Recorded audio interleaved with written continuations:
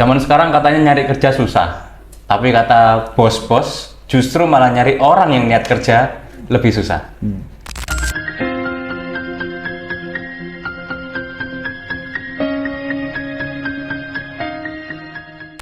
Kali ini kita akan bahas masalah tentang ini dengan Mas Ican. Welcome Mas Ican.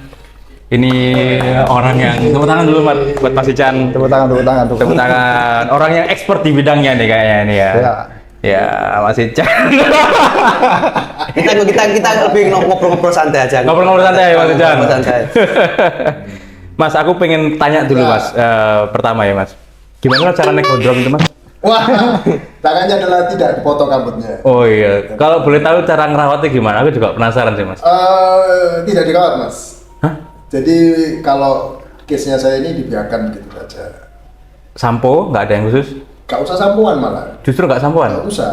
Wih, menarik Kayak sih. lidah buaya mungkin ya? Ya mungkin begitu. Paling Tapi pernah keramas kan? Oh ya pasti. Ya kan takutnya pas mandi Habis besar, malam mandi, Jumat ya? ya mandi besar masa nggak keramas kan? Iya. Nggak sholat tuh nanti. Nggak sholat nanti. Iya. Keramas lah, pasti keramas. Tapi ya nggak ada treatment khusus lah. Oh, Pokoknya saya gondrong itu tuh batasannya ada dua, antara haji dulu atau hutang lunas dulu. Oh, nazar. oh nazar gitu. Nazar. Mas Ican udah botak. Berarti Antara dua ini. Gondrong udah berapa lama ya? 2 tahun. 2 tahun. 2 tahun tapi cepet loh. Cepet ya? Tapi sudah nggak tumbuh lagi, ini udah maksimal. Jadi memang gen manusia itu ada nanti yang tuanya itu nanti pasti gondrong. Nah jadi mumpung bisa gondrong, ya gondrong dulu. Oh ini coachnya gondrong Indonesia ini Bang. Ya mumpung. Nanti kalau tuanya memang dikasih gondol ya wes, kita Iya. cuma nasib kan, nggak Iya, bisa. iya. Kita nggak bisa apa-apa gitu kan. Nggak semua orang pernah gondrong kan ya? Nggak semua, selama karena sebetulnya tidak ada benefitnya menurut saya. Oh gitu. Tapi karakter sih Mas. Ya, Karakter kan? Takutnya, karena banyak ribetnya daripada enggaknya. apalagi dengan kaosan tulisan Jepang, gondrong kan? Ya bisa kan? Ya bisa. Tinggal tatunya aja berarti. Tahu. Nah ngomong-ngomong tentang Yakuza nih, nah, Mas Ican ini ternyata Lama di Jepang ya? lama di Jepang. Iya. Iya. Berapa lama? Hampir 9 tahun mas, saya di Jepang itu. Jadi mulai dari 2007 sampai 2015. 2006 akhir, 2007 awal sampai 2015. Itu zaman-zaman Miyabi masih ada harus ya Mas? Miyabi masih belum bolong. Sugiono masuk nggak Sugiono? Sugiono. Masih kuliah. Biasa. Iya. Berarti zaman-zaman itu yang lagi viral apa di Jepang? Kan kalau Indonesia kan Miyabi nih. Miyabi. Di situ siapa? Jepang itu sebetulnya ini bicara industri itu sedikit ya. Jadi sebetulnya kan banyak teman-teman yang jokes bahwa pada saat itu kenapa kok nggak main jadi bintang film misalnya dia. Karena basically pemeran ataupun film-film dewasa di Jepang itu sangat banyak. Sangat banyak. Jadi sebetulnya yang kita tahu itu hanya sebagian kecil saja. Wih. Jadi every single day itu pasti ada film baru dan pemain baru, debut lah istilahnya itu debut. Oh, Mereka indinya, indinya tapi kan beberapa info kekurangan aktor laki-laki. Ya memang kekurangan aktor laki-laki itu benar karena memang lebih sulit mencari aktor laki-laki daripada mencari aktor perempuan. Makanya kok videonya kok cepriannya kok jelek kan? Karena kenapa? Begini, jadi mantan-mantan pemain film itu yang saya tahu ya, mantan pemain film itu biasanya yang perempuan itu akan bekerja di bidang hostess. Apa itu host? Kalau yang laki-laki biasanya ya kebanyakan tuh hosto. Jadi di sana itu ada 2, hostess dan hosto itu bukan, basically mereka itu bukan prostitusi ya. Jadi industri hostess dan hosto itu adalah orang-orang yang nanti mungkin bisa di-setel di situ adalah dia itu menemani lawan jenis untuk bicara dan minum alkohol. Awalnya itu. Oh kayak LC gitu, tapi enggak. LC, tetapi memang konotasinya bukan seksual. Iya, LC kan sebenarnya kan kayak lebih ke profesi nggak sih? Profesi ladies company. Profesi. Maksudnya kan pekerjaan profesional juga. Betul. Dan mereka dapat uang dari mana? Dari penjualan alkoholnya. Makin mereka bisa menarik lawan jenisnya untuk membeli alkohol yang mahal, kayak konyak atau apa dan segala macam, itu menaikkan persentase hasil mereka. Berarti marketing berarti ya. Marketing sebenarnya marketing. Mereka belum tentu harus minum juga. Yang mereka yang host utamanya itu mereka yang memang yang jadi ada rankingnya, ranking 1, ranking 2, ranking 3, ranking 1, ranking 2 itu hanya nemenin minum. Yang minum itu sisanya anak-anak buahnya yang sekarang rankingnya tidak ada rankingnya yang paling bawah itu. Dan kalau di Indonesia kan konotasinya LC kan negatif. Seksual pasti ya. Kenapa kok tadi nyambung dengan bintang film itu sebagai salah satu pekerjaan yang dari dulu selalu, kenapa nggak kerja di bidang itu? Karena memang laki-laki Jepang pada zaman itu ya, itu memang apa istilahnya, secara strata sosial itu sulit untuk bekerja di bidang itu. Karena mereka biasanya sudah ada pekerjaan yang mapan. Kayak di kantoran dan lain-lain. Gitu. Kecuali memang dari awal itu ada beberapa yang terkenal itu memang dia fokus dari awal lulus SMA, dia memang berkarir di bidang itu. Itu bakat ya berarti? Yo, gak bakat, kemauan. Tapi bakat kan? Kalau nggak bakat nggak bisa, Pak. Lebih ke kadung nyemplung ya. Kadung nyemplung. Ya, selanjutnya. Iso iku lah. Kalau yang cewek-cewek bedanya apa? Kalau yang perempuan rata-rata sebelum mereka jadi hostess, itu mereka datang ke Tokyo tujuannya untuk menjadi hostess. Masalahnya tinggal di Tokyo itu mahal. Karena mahal, mereka butuh pekerjaan yang Tambahan lah. tidak bisa part-time. Dengan part-time yang istilahnya itu satu jam 1.000 yen ya, di mana 1.000 yen itu 100.000 rupiah. Tidak bisa, Bos. Ya rambut kamu. Ini ke mulut. Nggak bisa. Jadi istilahnya itu mereka harus ada job Gara-gara bahas Jepang ya? mengenang masa lalu. Iya.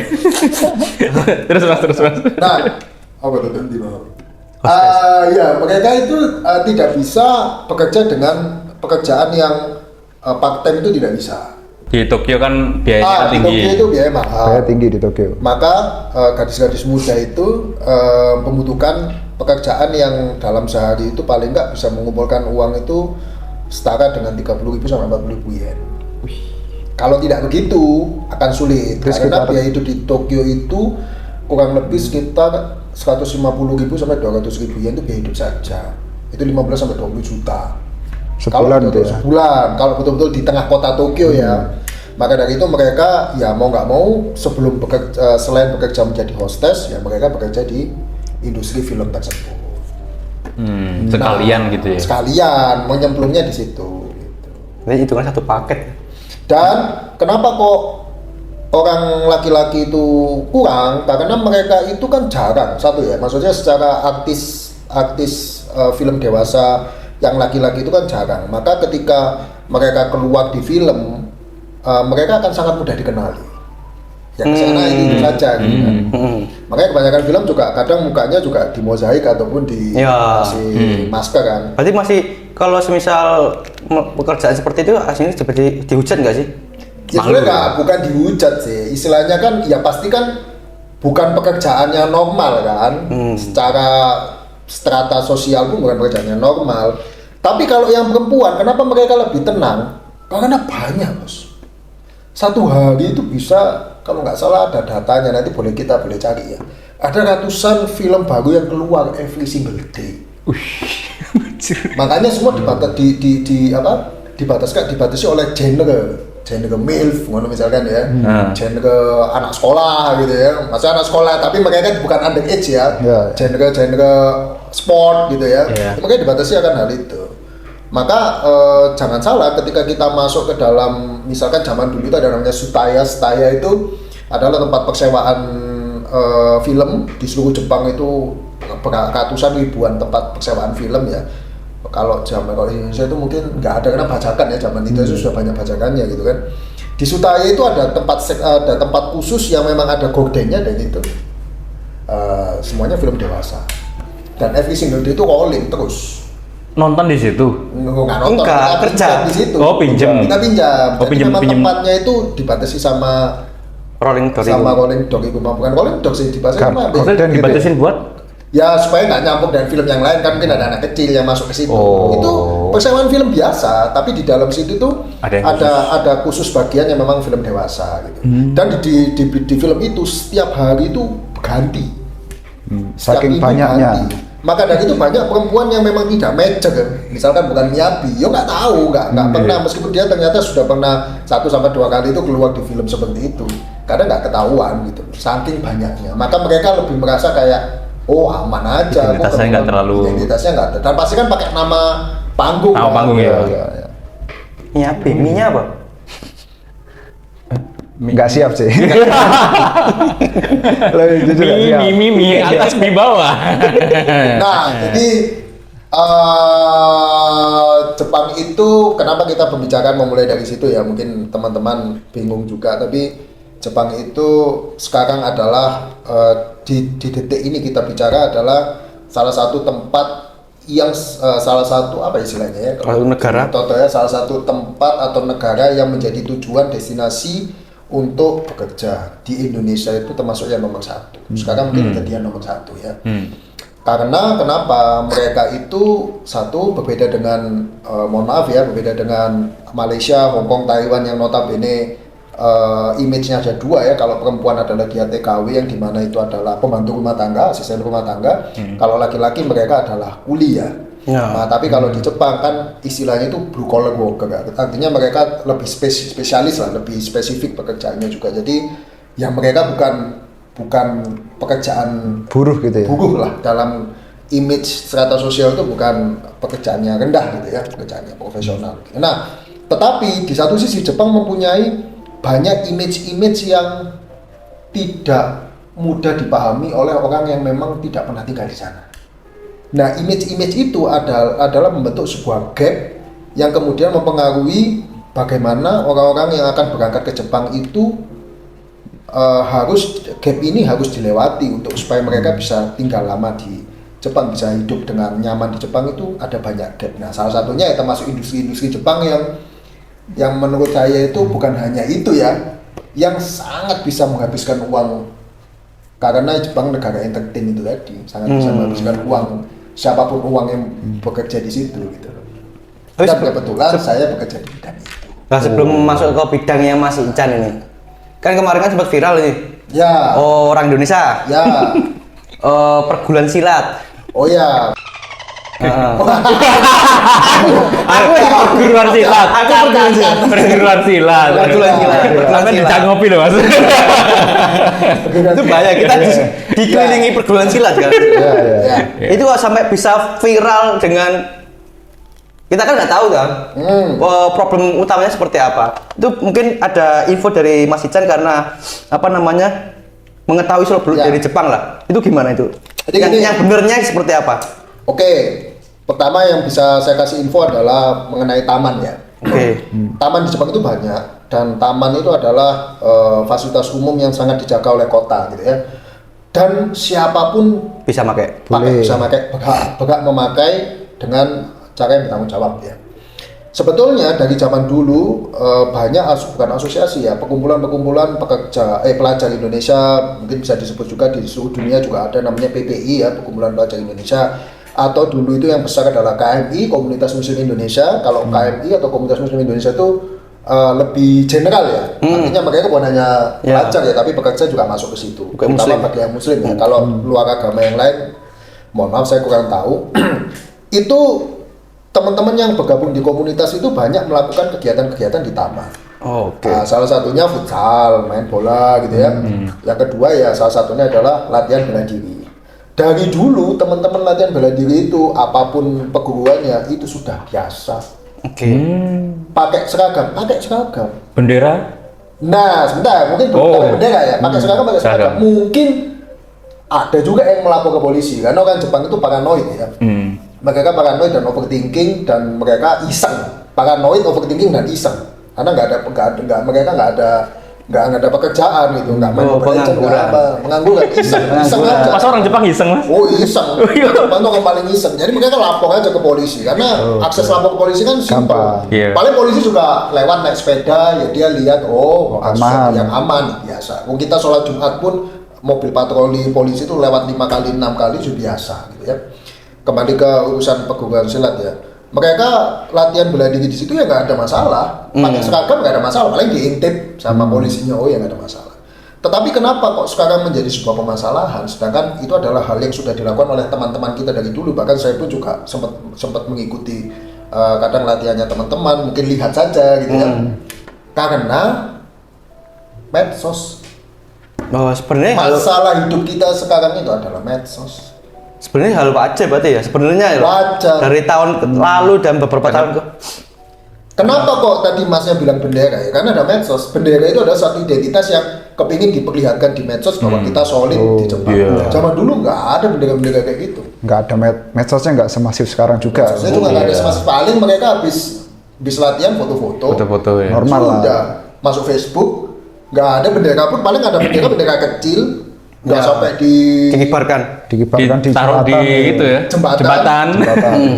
Behavior mengibarkan di jembatan, terus duduk-duduk di kereta, membuat video itu karena adanya demand dari medsos yang ingin mereka perlihatkan. Oh iya benar. Kalau nggak ada itu nggak ada masalah. Jadi permasalahannya kalau kita bicara salah satu perguruan silat tertentu atau orang Indonesia yang kemudian latihan bela diri dan tidak berattitude baik juga nggak bisa dibilang begitu, bos. Oknum lah, saya oknum. Kalau dibilang oknum juga itu sebetulnya mereka itu juga nggak resek begitu. Ya memang ketika ada pembuatan video yang ada di kereta terus ada yang duduk-duduk di itu memang resek ya, kalau menurut saya itu nggak bagus juga hanya untuk mengambil foto dan video terus kemudian mereka mengganggu warga sekitar gitu kan. Itu juga nggak bagus itu. Tetapi menurut saya adanya kita harus bijak bahwa penggunaan medsos itu akan memengaruhi bagaimana orang sekitar itu melihat kita. Berarti orang-orang sekitar itu tidak melihat Genji Genji seri Jawa. Malah melihat di bawah. Karena selain itu juga kebetulan yang kita obrolkan ini mungkin ada sebuah image tertentu yang ada di Indonesia yang akhirnya mengakibatkan orang-orang yang ada di Indonesia itu mengomentarinya juga agak negatif. Iya. Karena kemungkinan yang komentar belum tentu ke Jepang, ya kan? Belum pernah ke Jepang. Belum pernah ke Jepang. Kan? Baru lihat kontennya itu juga. Apalagi lewat media kan lah. Betul. Hal-hal negatif lah. Betul. Atau ada ketidaksukaan tertentu terhadap satu entitas. Nah, itu yang mungkin simbol utama sih. Simbol utama. Padahal sebetulnya juga tidak ada impact yang menurut saya tidak semerugikan itu.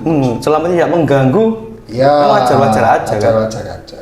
Tapi balik lagi sedikit Mas Ican. Ke Jepang itu waktu itu acara apa, Mas? Jadi saya itu ceritanya lulus SMA, Mas. Saya lulus SMP, masuk SMA seminggu. Kebetulan karena orang tua saya ada tugas. Masuk SMA seminggu apa nama SMA-nya itu seminggu? Masuk SMA seminggu di sini. SMA 15. Selama 7 hari. Selama 7 hari. Tak pikir ada nama SMA seminggu. Nah, 15 kan 2 minggu. 2 minggu. Iya. Habis. 2 minggu 1 hari. Jadi seminggu ini, Bos. Jadi Oke. saya masuk SMA seminggu, setelah 7 hari masuk SMA. Terus kemudian karena orang tua saya ada tugas belajar lagi ya. Karena beliau salah satu mengajar di universitas di Indonesia, harus ada tugas mengajar, maka berangkatlah ke Jepang. Kebetulan karena kita waktu itu bertiga, saya dengan ibu saya dengan bapak saya, maka ya memungkinkanlah kita semua untuk tinggal lah Jepang.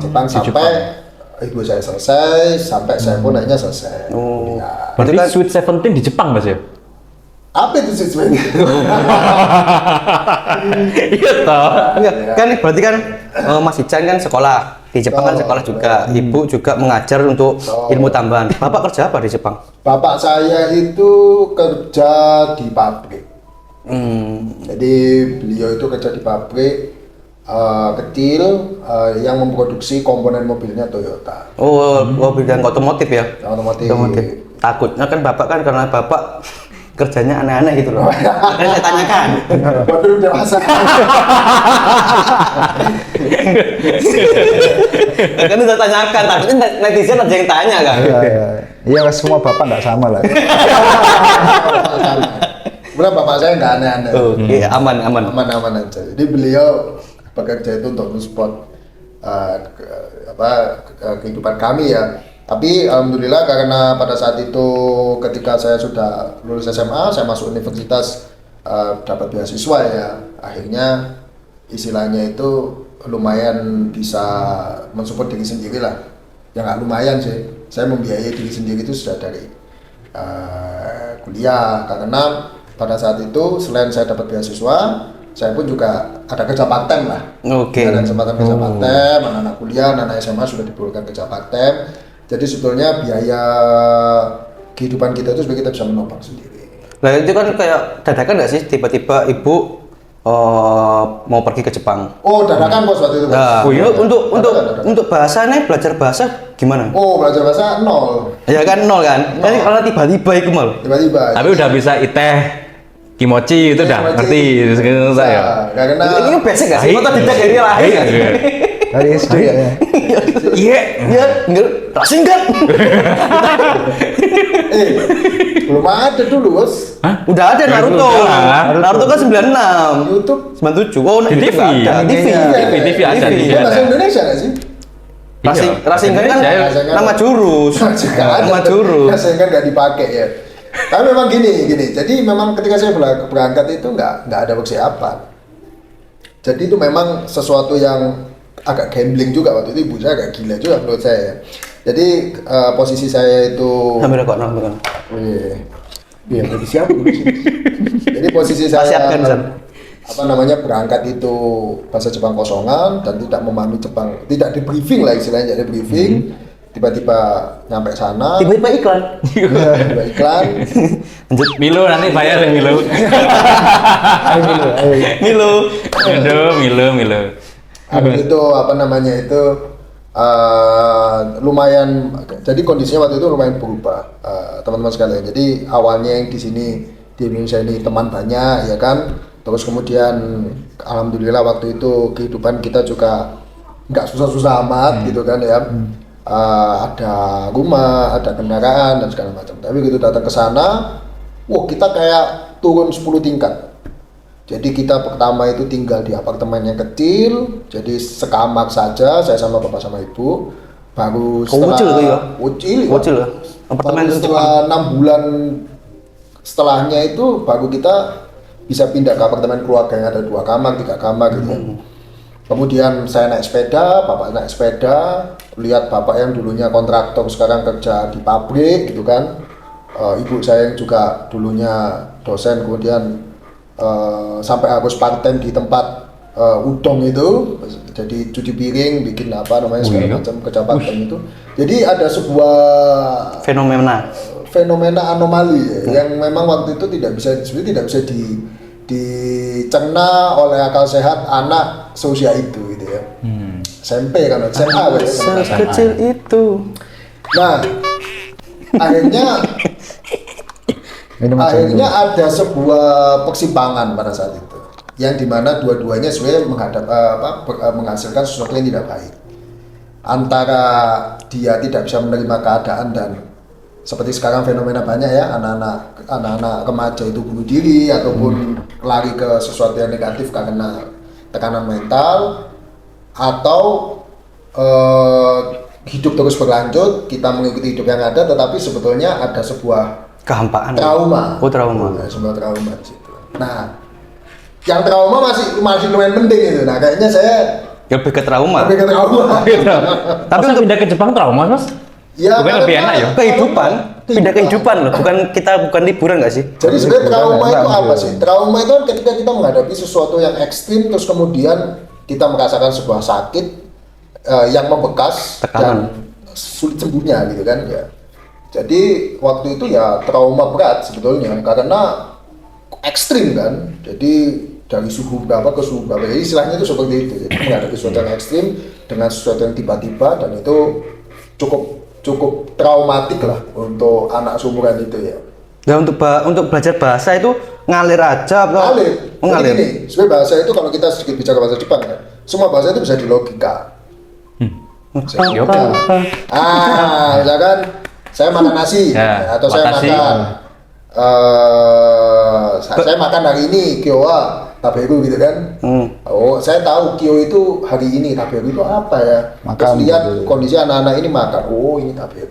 Oh. Nah, memang manusia manusia itu memang dicetak menjadi manusia karena gini, manusia itu makhluk hidup yang paling bisa adaptasi. Jadi ketika kita berada dalam sesuatu yang ekstrim untuk survival diri kita, maka sebenarnya manusia itu akan Cepat berevolusi belajar, sendiri. cepat belajar. Sebetulnya, Kak, kalau enggak Bunuh diri. Tapi waktu di Jepang, panggilannya Mas Ican itu apa? Nama panggilan di oke. Jepang. Pasti nama panggung toh. Candoraku. Hah? So, Nah, namaku kan Chandra. Chandra. Itu Chandora. Chandora. Kalau dibalik Dora-chan. oh Dora. Jadi Doraemon itu kan karena dia Cowok. meskipun cowok dia pakai Chan. Oh, Jadi Dora-chan itu kayak Doraemon kan. Berarti Chandora. Chandra Chan. Dora-chan. Dora-chan. Chandra Chan. Bedanya Chan sampai San apa? Chan itu kan untuk anak anak kecil. Oh, Chan itu Untuk Chan. cewek lah. Oh, jadi cewek kan, biasanya cewek. Yang cewek Sakura-chan. atau anak-anak kecil lah. Berarti Anatano onamae wa nan desu ka? Nah, Lancar yo. Bro. SMA bro. Aiwa insur. Siap Jadi nih gitu berarti. guys, terkait biodata. Jadi kenapa kok dulu saya nyangkut di Jepang itu karena itu. Gitu. Sampai punya pacar suka di Jepang.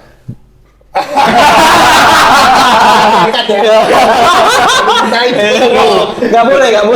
Aman. Ini kan Cinta monyet kan boleh kan? Ya, ya, kan masih SMA cinta Ya. monyet. Kan emangnya masa-masa Monyet lah. sekolah kan, hal wajar untuk punya Tapi waktu pacar. SMA koyo ngerasain iku gak? Koyo Tokyo Drift ngono-ngono ngerasa. Enggak, ini kuliah pak.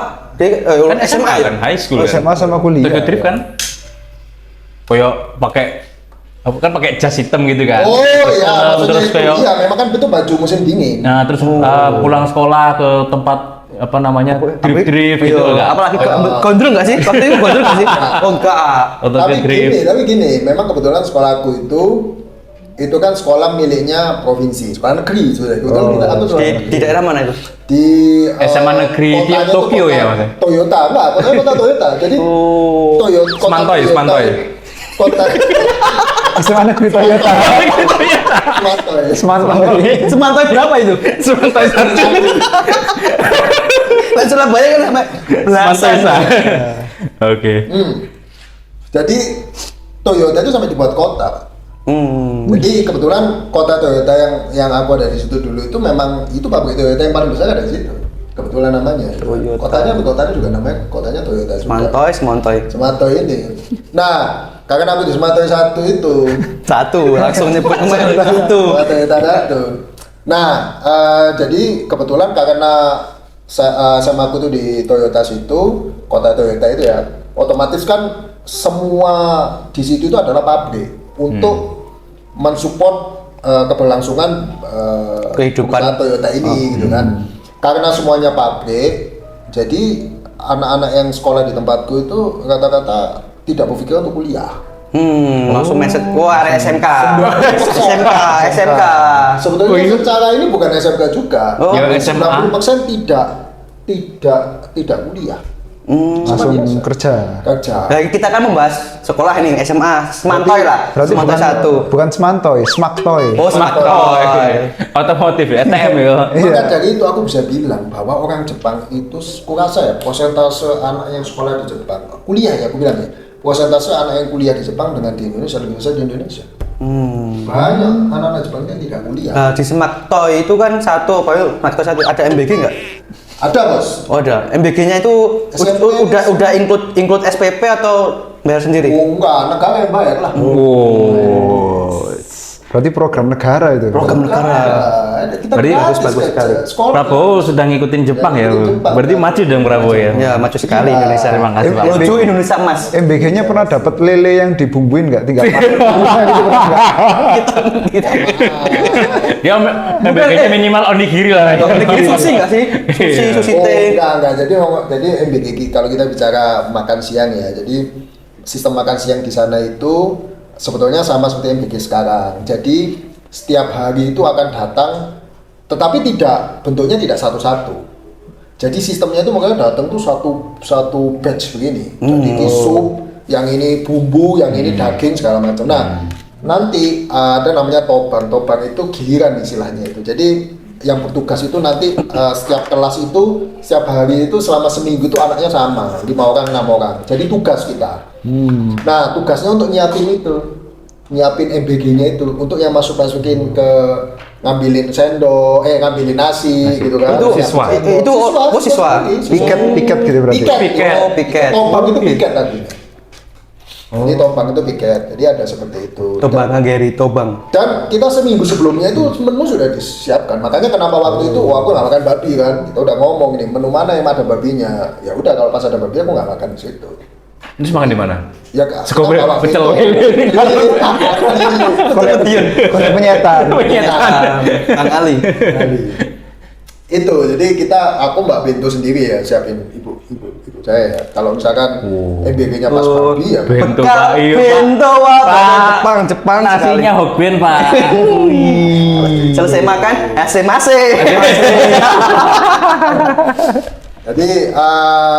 Jadi mungkin MBG itu niru Jepang. bisa dibilang Jepang, gitu. ya. Cuman memang Kalau bentar, kalau bilang niru, kayaknya nggak niru sih. Itu kan lebih ke pola pikirnya Pak Prabowo sendiri kan, sebenarnya. siap. Enggak lah. Jepang yang ngikutin Indonesia nggak sih?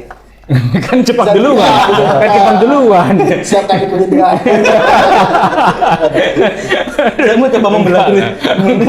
Enggak lah. Kan memang kalau bagus kan dilanjutkan. Kan ini kan bagus kan ngikutin negara maju. Cuman memang menunya itu memang secara gizi itu, jadi kita dalam seminggu itu dapat list gitu ya. Hari ini makan apa, besok makan apa, sampai kalorinya berapa, gizinya ini. Berarti ada ahli gizinya ya? Ya ada pasti. Memang settingannya sama seperti MBG kita gitu. Tetapi yang membedakan adalah kalau nggak salah ya, boleh dikorek ya kalau keliru ya. Jadi MBG di sana itu yang mengerjakan adalah bukan SPPG yang sana bisa dibilang begitu ya. Itu punyanya Siakusu. Siakusu itu artinya kantor wali kota. Kantor kota apa istilahnya ya? Kantor Dispenduk Capil atau mungkin Siola lah kalau di sini ya. Berarti nggak setiap wilayah pun ada MBG ya? Pasti ada. Pasti ada. Semua itu program. Semuanya programnya ada, cuman yang ngurusin itu kayak wali kota gitu masing-masing ya. Di situ itu bahkan bukan 6.000 porsi. Kalau kemarin saya lihat videonya itu baru tahu baru tahu juga belakangan ini ternyata setiap hari itu satu tempat itu bisa produksi 60.000 porsi Di Jepang. di Jepang. Makanya mereka semuanya full mesin. Berarti yang menghandle itu adalah pemerintahan wali kota ya? Iya, wali kota. Istasi rasanya nggak ikut ya? Nggak ikut, nggak ada kepemilikan pribadi Iya. kan. Kenapa kalau wali kota kan lebih jelas? Iya lebih jelas. Takutnya kan ada instansi yang ikut Ya nggak bisa. yang bukan basicnya. Apalagi yang bawa senjata kok punya MBG kan bahaya. Terus yang punya joget-joget di TikTok itu kan, ya. Yang katanya per bulan 6 juta ya kan? Dapat iPhone. Ayo Pak, ikut Pak nyemplung Pak. Masa nggak ikut nyemplung sih? Dari tadi kita nyemplung. Itulah. Ditandain ini. Dia main aman ini.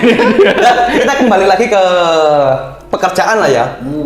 Apalagi kita kan ada wakil kita yang sangat tampan dan pemberani, katanya ada 19 juta lapangan pekerjaan. Nah, lapangan pekerjaan di Jepang itu kayak gimana sistemnya? Jadi gini bos, yang membedakan anak Jepang dengan anak Indonesia itu bukan di kualitas berpikir kalau menurut saya. Karena kalau kita bicara akademik ya, kita bicara akademik. Saya rasa kalau kita bicara akademik yang itu standar SD, SMP, SMA, kurasa anak Indonesia lebih pintar dalam konteks ini. Indonesia ya? Orang Jepang itu 90% goblok Pak. Dari sudut pandang akademik, serius. Orang Jepang akademik. goblok. Serius. Kenapa aku bisa begitu? Karena bahkan sampai mereka itu mengatakan pendidikannya itu adalah yutori kyoiku.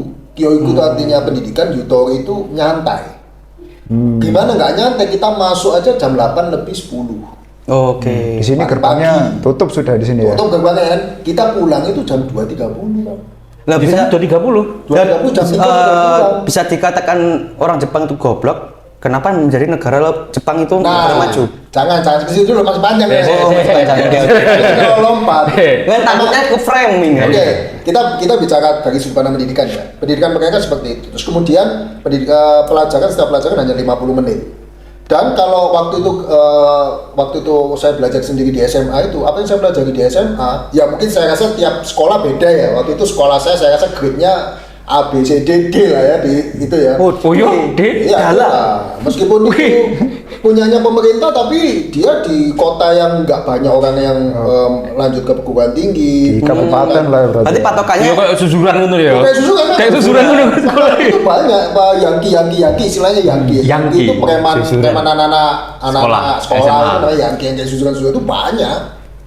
Oh. ini tawuran itu Berarti sering. ketemu Genji. Yang nggak tahu kan, paling berantem satu lawan satu lah. Oke. Oh gitu ya. Kak koyo Kak keroyokan. Wah, keroyokan. Nggak takutnya Susuran waktu satu lawan satu ada yang terluka, akhirnya ada backup dari pemerintah. Wah, anak pejabat, aduh. kalau gitu sih enggak, tapi jadi masalah iya. Nah, itu yang mereka juga malas, orang Ya tuanya berarti juga malas. masalahnya mirip-mirip juga ya. Jadi kalau berantem ya berantem aja, nggak usah ngomong guru itu. Soalnya kalau terutama dua anak kecil kan biasa lah. Itu. Nah, terus gini, sampai mana? Pendidikan ya. Pendidikan. Kita bicara pendidikan.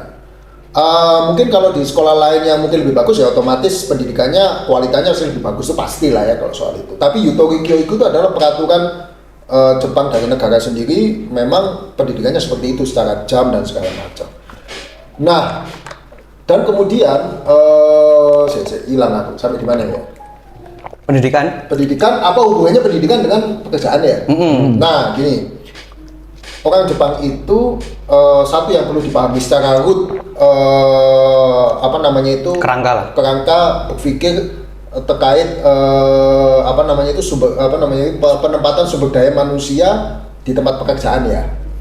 Satu paling simpel aja, kita golongkan tiga aja lah. Kita golongkan tiga. Sorry ya, macam nanti di-cut boleh lah ya. Kita golongkan tiga, Bos. Yang pertama adalah part time job. Oke? Part time job itu mau kita kuliah, mau kita ini sudah tidak kuliah atau istilahnya itu sudah menjadi masa karir pada umumnya, kita kerja part time job itu dimanapun bisa. Yang kedua adalah lulusan SMA. Jepang. Jepang. Wibu ini berarti. Yang kedua lulusan SMA, Bos. Lulusan SMA yang dimana ketika mereka sudah lulus SMA mereka langsung jadi pegawai tetap di sebuah perusahaan, di pabrik. Langsung tetap. Langsung. Tapi biasanya di pabrik ya. Kita bicara ini yang lulusan SMA tadi ada blue collar worker, ya kan? Terus kemudian yang lulusan kuliah, lulusan kuliah mereka setelah kuliah selesai, graduate dari kampus mereka masuk jadi pegawai tetap juga untuk pekerjaan yang white collar, yang administratif. Masalahnya di Jepang itu ini menjadi poin penting. Yang bagus maupun yang jelek, tiga-tiganya penghasilannya sama. Mirip lah ya. Mirip part time job sendiri, kita bisa mengumpulkan uang sekitar 180.000 sampai 200.000 yen itu sangat bisa dalam satu bulan. Itu kalau rupiah berapa itu? 15 juta sampai 20 juta. Wih. Kita nggak gini, maksudnya kita lulus dari SMA terus kemudian nggak kuliah pun kita kerja di pabrik, gajinya pun juga 200.000 yen. Oh, jadi fresh grade starting pointnya gajinya 200.000 tidak memandang akademik ya. Nggak peduli 20 juta kan? Kita selesai kuliah, fresh grade kuliah, gaji Sama. juga 20 juta. Terus ngapain kuliah ya? Dipukul Terus rata. ngapain kuliah? Logikanya kan begitu. Kalau Mending kita start dari awal aja. bicara kita makan untuk kita ngisi perut, kerja untuk ngisi perut, ngapain kita kuliah gitu kan? Kita part time job aja cukup sebetulnya. Betul. Nah, masalahnya Jepang ini nggak goblok pemerintahnya, mereka membuat sebuah sistem bahwa ada yang dinamakan shakai jin. Shakai jin itu adalah, kalau secara bahasa itu shakai itu adalah sosial, jin itu adalah manusia sosial. Apa yang dinamakan manusia sosial? Manusia sosial itu adalah ketika mereka setelah sekolah, mereka kerja menjadi pegawai tetap, menjadi bagian roda korporat. Kenapa kok ini pentingnya? Kenapa roda korporat? Ketika mereka menjadi roda korporat, maka akan ada auto debit gaji setiap bulan yang ditarik oleh pemerintah. Auto debit, Bos. Apa saja di situ? Pajak, Asuransi, sosial, kesehatan, sivil, asuransi, social insurance, jaminan hari tua, jaminan kematian dan sebagaimanapun itu ditarik kurang lebih 11% sampai 30% per bulan. Makin tinggi gajimu, makin gede persentase yang diambil. Berarti pajaknya sekali potong sudah semua ya? Ya begitu kita terima uang langsung auto debit, potong. Nggak bisa kita bohong. Karena kenapa kok bisa begitu? Karena perusahaan itu nanti akan mengkonfirmasi gaji si A ini berapa kepada Dispenduk Capil. Nanti Dispenduk Capil sudah ngitung, oh ini rekeningnya auto debit. Jepang itu komunis sebetulnya, Bos. Saya suka. Iya kan? Nah, itulah dinamakan sakeijin. Ketika mereka bekerja kemudian menyisihkan pendapatannya untuk negara, akhirnya mereka mengutangkan koda negara itu. Nah, itulah bedanya dengan Indonesia. Kenapa? Orang Indonesia nggak peduli kamu lulusan SMA, lulusan kuliah, kita sangat jauh sekali dengan yang namanya tempat kerja. Sedangkan di Jepang, asal kita mau kerja dan di atas tolong mungkin bisa dikoreksi ya, di atas SMA lah ya, kalau kita bicara SMA saja, kita bisa bekerja di banyak tempat. Sebenarnya seperti itu. Sebenarnya kan begitu saja bedanya. Kembali lagi ke topik kita kan. Sebenarnya kan lapangan kerja kan sangat banyak di Indonesia. Ya. Banyak. Tapi kan juga banyaknya juga pilih-pilih. Satu itu. Betul. Yang kedua sudah Banyak yang tidak accessible. ya perlu orang dalam, perlu mengeluarkan biaya untuk bekerja, padahal belum bekerja. Ya, padahal mau kerja nyari kerja, duit malah ngeluarin duit dulu ya. Ya. Repot ya. Terus Dan banyak ketika sudah diterima ternyata tidak sesuai ekspektasi. Contoh mungkin sudah sarjana. Harusnya kan sudah lebih berpikiran luas kan daripada lulusan SMA. Dengan buka usaha sendiri Mas Ican ini, gimana untuk bayangan untuk orang-orang Indonesia ini ke depannya? Seblek nih. Kolokian Iya. Karena kita kan podcast UMKM kan? Gini bos. Meetingnya puas. Kalau misalnya gini. Pertama yang perlu gini. Jadi kalau ada ungkapan bahwa siapapun presiden yang dipilih itu tidak ngaruh, hanya orang tolol yang ngomong itu. Karena kenapa? Di Indonesia itu sangat bergantung pada pimpinannya. Ketika pimpinannya si A, dia akan mengeluarkan kebijakan A yang kemudian berimbas pada semua roda kehidupan orang Indonesia, gitu kan? Ya. Nah, Jepang itu tidak berlaku seperti itu. Nah, kalau untuk masalah ini aku nggak expert ya, aku nggak bisa ngomong ya. Intinya Jepang itu perdana menterinya siapapun nggak ngaruh, Bos. Makanya perdana menteri di situ 1 tahun bisa selesai. Dimakzulkan itu sangat sering sekali. Kalau kita bicara pemakzulan itu udah biasa. Sampai bunuh diri ya. Sampai bunuh diri, mungkin nggak tahu ya kalau ada bunuh diri ya. Ngomong asal lah. Tapi prime minister itu hanya 2 tahun mengundurkan diri, 1 tahun itu biasa. Jadi presidennya apapun tuh nggak ngaruh ya sebetulnya ya.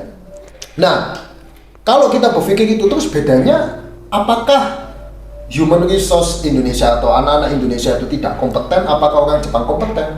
Belum tentu. Dari mana ukuran kompeten itu? Sedangkan orang Jepang pun menurut saya juga nggak kompeten. Tetapi kalau diukur bahwa kompetensi itu adalah istilahnya itu kalau orang Jawa bilang itu bau mana tangannya, dia sudah biasa kerja nggak? Tangannya kapalan nggak kan gitu kan istilahnya? Bahwa dia sudah biasa bekerja atau enggak? Intinya anak Indonesia tangannya mulus, anak Jepang tangannya kapalan, Bos. Kenapa bisa dibilang begitu? Ketika mereka SMA, mereka kuliah, mereka sangat punya akses ke tempat kerja. Mereka sudah tahu caranya nyari uang bagaimana, konsekuensi ketika mereka berangkat kerja bagaimana, pressure ketika mereka bekerja bagaimana, meskipun itu part-time yang kurang bisa dipertanggungjawabkan ya. Mereka sudah bisa merasakan, sedangkan anak Indonesia tidak punya privilege itu. Mereka harus berjuang dengan segala bentuk pemikiran mereka yang sebenarnya sudah punya asumsinya itu. Ketika mereka sudah lulus, mereka bekerja nggak sesuai asumsinya. Jadi jauh atau tidaknya kepada lapangan pekerjaan itu, kalau kita bicara begini itu urusannya sebenarnya urusan negara. Nah, anak Indonesia itu tidak kompetennya, kalau bisa dibilang tidak kompeten adalah dalam konteks kita jauh atau tidak punya privilege untuk bisa bekerja dimanapun dan kapanpun. Sedangkan ketika kita di Jepang, nanti teman-teman pun juga ketika nanti main ke sana ya sangat bisa melihat, kalau bisa baca kanji ya, kita datang ke pusat kota, kita lihat kombini ya, atau convenience store, Indomaret, Alfamart yang di sana itu, Family Mart dan segala macam, terus restoran-restoran itu pasti ada tulisannya Boshuju. Boshuju itu apa? Menerima Magang. part-time. Dan ada tulisannya 1.200 yen. Berarti banyak ya? Ya, everywhere. Everywhere orang-orang butuh ya? Everywhere, orang nggak mungkin ke lapangan bos kalau mau kerja. Untuk rekrutmen sendiri Ya udah kita tinggal datang Pak, ada tempat ada lowongan Pak, ada langsung dikit, nggak cocok ya udah. Oke ya masuk. berarti nggak harus ngumpulin CV. Nggak ada CV apa, nggak apa dulu. Gak ada baju hitam putih? Nggak perlu itu. At least tapi kita pakai baju sopan oke. Tetap ada interview, interviewnya juga nggak sebegitunya lah. Karena part time juga kan. Gitu kan. Dan segampang itu part time dan nyatanya saya sendiri juga produk part time gitu kan. Artinya saya bisa lulus kuliah juga anak part time. Istilahnya kan itu memungkinkan sekali, bukan memungkinkan sekali, bahkan itu menjadi hal yang lumrah. Anak SMA di sana, anak kuliah di sana bicaranya kalau di luar urusan sekolahnya mereka ya mereka part time di mana, jadwalku part time minggu ini di sini, uangnya nanti mau dikemanain. Pembahasan mereka terkait apa namanya itu kegiatan ekonomi itu. Berarti itu nggak mencukupi jumlah tenaga kerjanya itu Nah, ya? Berarti lebih banyakan. Exactly, lebih banyak demand-nya dari supply-nya. Dari dulu begitu. Nah, ke inti awal bukan saya. Sekarang masalahnya kenapa kok Jepang membuka lapangan pekerjaan sebanyak-banyaknya? Tahu nggak kenapa? Karena Jepang zaman sekarang itu sudah terkenal dua virus Cina, Bos. TikTok dan COVID. COVID dulu datang, yang kemudian mengubah semua mindset bahwa orang kerja itu tidak harus di kantor, nggak harus jadi corporate red. Bisa online dia. Bisa online ya. Bisa online ya. WFH, McLarenmu warna apa bos? Kemudian TikTok. Ketika mereka melihat TikTok, oh Indonesia ini bagus ya, Bali bagus. Berapa sih biaya di Bali? Wah lah ternyata murah ya. Tinggal di Hawaii ternyata bisa loh. Kita punya privilege sebagai paspor Jepang 10 besar paspor terkuat di dunia ini. Kita bisa hidup dimanapun. Oh bisa di Australia, kita bisa kerja 1 tahun apa namanya itu turis apa? Ya, turis visa itu. Turis visa. Mereka akhirnya sadar akan privilege itu. Nah, ketika kembali ke tadi hitungan tadi bahwa mereka part time, mereka kerja blue collar, mereka kerja white collar, itu semua penghasilannya sama. Terus ngapain aku harus jadi budak korporat? Jadi influencer, main trading. Masalahnya Beli McLaren. pemerintah Jepang membutuhkan untuk memutar roda perekonomian mereka yang pajaknya bisa dipajaki setiap bulan itu tadi. Ketika mereka kerja part time nggak bisa dipajaki bos. Yang bisa dipajaki itu untuk part time itu hanya perusahaannya saja. Anak-anak itu nggak bisa dipajaki. Itu namanya juga part time, bukan gaji asli. Ya, Berarti yang di auto debit ya blue collar sama white collar tadi. Nah, sekarang orang Jepang pada nggak mau kerja white collar maupun blue collar, nggak mau. Ngapain? Aku tak kerja part time aja kalau duitku udah banyak. Kayak bule mereka mikirnya pergi ke Indonesia, liburan, uang habis ya ke Jepang kerja lagi. Orang masih diterima dengan gampang, ngapain mikir susah-susah? Makanya fenomena-fenomena kalau dulu orang Jepang punya kebanggaan bahwa bos itu adalah kebanggaan terbesarnya adalah ketika banyak orang loyal di perusahaannya, dikerja 10 tahun, 30 tahun sampai mati loyal itu mereka adalah bos yang hebat gitu ya. Dan karyawan yang hebat adalah karyawan yang loyal. Ya bukan sebenarnya maksudnya bukan loyal karena mereka mau kerja di tempat lain juga nggak segampang itu. Orang Jepang itu susah untuk beradaptasi di tempat yang baru. Loyal itu hanya bungkus saja. Sama kan nggak bisa bebas memecat ya mas ya? Nggak bisa bebas memecat karena legalnya mengatakan demikian. Jadi mereka itu adalah dibuat seperti semut atau hamster. Kalau diibaratkan itu mereka itu adalah sosial hamster atau semut. Hamster yang dimana roda itu diputar dengan gaji yang segitu-segitu aja. Nanti kalau gajinya, oke gajiku 70 juta, tapi potongan 30% per month. Ya kan, which is juga tujuannya sama aja, kita nggak boleh kaya di Jepang ini basically. Atau mereka dididik untuk menjadi semut yang dimana 90% bekerja, 10%-nya hanya berpikir tentang negara dan berpikir tentang koloninya gitu. Otaknya 10%, pekerjaannya 90%. Dan di Jepang itu seperti itu. Nah masalahnya pemerintahnya akhirnya gini, lama-lama nggak ada nih hamster-hamster yang tikus-tikus yang bisa muter roda perekonomian ini terus gimana? Carilah dari luar. Di situlah Mas Ican hadir. Topik utama. Aku mau ngomong peternak nggak? Boleh kasar ya. Disitulah saya membantu teman-teman yang punya Keinginan. Iya, cita-cita ini ya. Untuk meningkatkan UMR-nya. Wah. Kan UMR di sini dan di sana kan berbeda. Sebetulnya gini, Mas misal UMR di Jepang itu fresh grade itu kalau hitungan saya 2015 itu 200.000 yen, ya kan? Hitungannya sekarang pun teman-teman yang kerja SSW ya, atau Specific Skill Worker itu nama visanya gitu, atau Tokutegino kalau dalam bahasa Jepang itu juga rata-rata 180 sampai 210. Maka hoax ketika dia bicara gaji di Jepang 40 juta sebulan, dari mana? 40 juta itu kalau kamu kerja 15 tahun baru 40 juta. Dan semuanya itu pasti auto debit, maka jangan kaget. Kadang ada orang yang tidak dibekali berangkat ke sana, dipikirnya kita mengambil. Gimana mengambil caranya? Kita nggak ada hubungannya dengan rekening Cana, memang itu auto debit dari pemerintah. Gitu. Karena udah masuk blue collar itu tadi. Blue collar tadi. Nah, kalau kita bicara UMR, kalau kita hitung-hitungan ya Mas ya, UMR Jepang dengan katakanlah kita bicara 200.000 dengan biaya hidup sebulan itu kurang lebih sekitar 80 sampai 100.000 yen, dimana kita hanya bersih itu pegang 100 sampai 80.000 yen. Ya itu sebetulnya juga tidak terlalu besar-besar amat, meskipun ya bagi teman-teman yang di Indonesia yang sudah memang capek ya untuk tidak ada masa depan ya, dalam konteks tidak ada bukan tidak masa depan ya, mohon maaf, tidak ada kenyamanan atau keamanan masa depannya bagaimana tidak jelas, ya itu memang lebih bagus untuk bekerja di Luar. Di Jepang ya. Bicara begitu, karena ada kemungkinan ada apa namanya, ada kemungkinan bisa nabung, ada kemungkinan bisa bayar insurance-nya orang tua yang ada di Indonesia. Iya. Dan ada satu lagi yang menarik, kalau misalnya ada dua poin lah. Satu simpel, dari 2 poin. Yang pertama adalah kalau kita Islam, kita bisa berangkat haji kapanpun, selama perusahaan mengizinkan kita libur 1 bulan. 1 bulan. Ya, 1 bulan. Itu maksudnya ya. 1 bulan lebih nggak sih? Selama perusahaan mengizinkan kita untuk libur 1 bulan, maka kita bisa berangkat haji kapanpun dan tidak ada kuota, dan lebih murah insya Allah dari Indonesia. Saya ikut aturan Jepang. Ikut aturan Jepang, benderanya bendera Jepang. Karena pada saat itu ibu saya pun ketemu dengan ibunya Mas Rizal di sana, itu berbeda bendera. Ada tiga, jadi benderanya ibunya beliau di bendera Indonesia. Kalian kenal dong? Belum.